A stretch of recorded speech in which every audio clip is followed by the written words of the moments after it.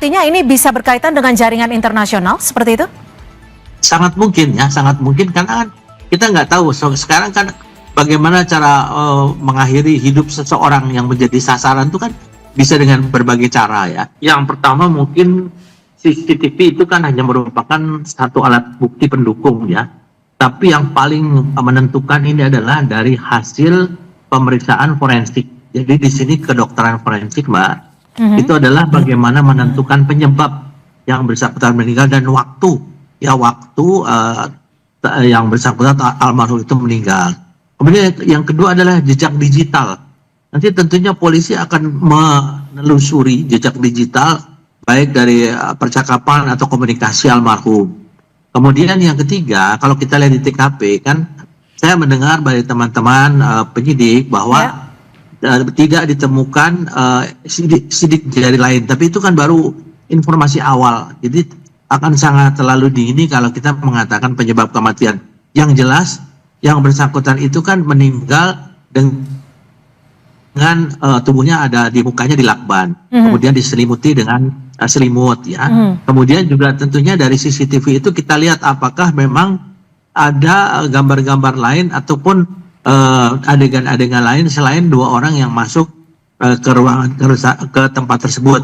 Nanti akan dikaitkan kapan yang bersangkutan itu masuk dan kapan istrinya itu mencoba menghubungi yang bersangkutan. Kan pasti akan ada jejak digital. Demikian, Pak. Ya, selain jejak digital yang masih terus didalami, sebagai mantan Kabar Reskrim, terkait dengan temuan jasad korban yang terlakban, apa yang bisa Anda baca ketika jasad ditemukan terlakban? Ya, kita kalau lihat dari segitiga pembuktian, kan tentunya di sana harus lihat TKP. Yang kedua juga harus alat bukti. Alat buktinya, bukti-bukti ini kan yang sementara dicari adalah dari sidik-sidik jari. Kemudian yang kedua juga ada medical record. Apakah dari medical record yang bersangkutan dengan meminum obat itu, apakah ada dampak bagi kesehatan yang mungkin bisa menyebabkan hal yang fatal bagi kesehatan yang bersangkutan. Ini tentunya masih didalami terus, Mbak. Dan menurut saya juga sudah bicara dengan beberapa teman ya, yang memang sudah ahli. Sekarang sudah dilibatkan beberapa penyidik yang memang senior yang menangani permasalahan ini, dan Barreskrim pun sudah sekarang melakukan supervisi dengan memperbantukan beberapa penyidik senior. Karena ini kan merupakan sesuatu yang mungkin ada berbagai kemungkinan. Saya kan pernah bertugas sebagai duta besar ya, Pak ya. Betul. Itu yang saat ini yang paling rawan adalah memang orang-orang yang memiliki latar belakang kedinasan di bidang TPPO atau tidak pidana perdagangan orang ya. Itu kan sering sekali di beberapa negara itu warga negara kita menjadi korban TPPO. Dan korban TPPO ini kan mereka punya jaringan, punya sindikat. Ini tentunya akan menjadi salah satu objek daripada penyelidikan ya dari teman-teman baik dari Polsek, Polres maupun Polda di supervisi oleh Barreskrim. Demikian, Mbak. Jadi latar belakang dari diplomat muda ini yang kerap kali ditugaskan untuk menangani TPPO bisa saja menjadi alasan dari ditemukannya tewas ini? Ya, berbagai kemungkinan, Mbak ya. Pengalaman saya pada saat menangani korban yang tidak ada sama sekali tersangka ya. Maksudnya tersangkanya saat itu yang bersangkutan ditemukan secara tunggal ya. Tentunya kita harus mengambil dari beberapa kemungkinan. Salah satunya dari profesi yang bersangkutan. Nanti dia akan ditelusuri ya. Tentunya akan bekerjasama dengan Kementerian Luar Negeri dan kasus-kasus yang sudah ditangani. Saya yakin bahwa teman-teman penyidik itu mereka juga menelusuri bahwa latar belakang penugasan yang bersangkutan kira-kira dengan siapa saja pernah terlibat, ataukah dengan organisasi-organisasi daripada TPPO ini siapa saja. Pasti itu salah satu juga. Tapi yang paling utama di sini adalah bagaimana hasil uji forensik ya, baik kedokteran forensik maupun digital forensik. Pak Ito, artinya ini bisa berkaitan dengan jaringan internasional seperti itu? Sangat mungkin ya, sangat mungkin karena kita nggak tahu. Sekarang kan bagaimana cara mengakhiri hidup seseorang yang menjadi sasaran itu kan bisa dengan berbagai cara ya.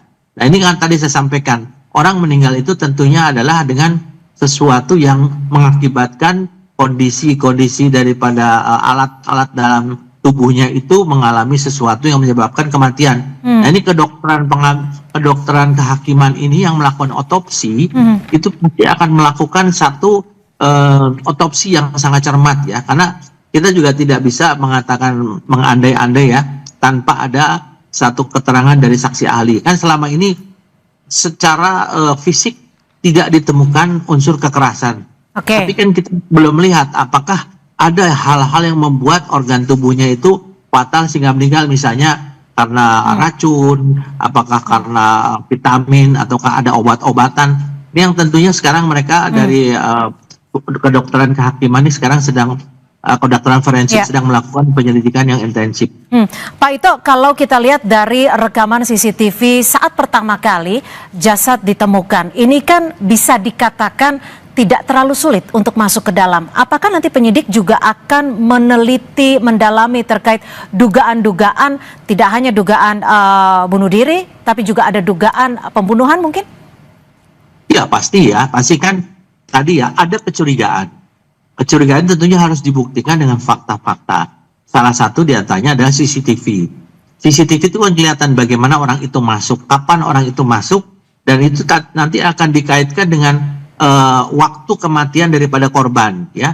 Kalau misalnya orang masuk ya, kemudian waktu kematian korban sesudah waktu yang dimana orang itu masuk, kan bisa disimpulkan bahwa korban itu masih hidup pada saat orang itu masuk ya. Nah, ini akan menjadi objek daripada penyelidikan daripada penyidik.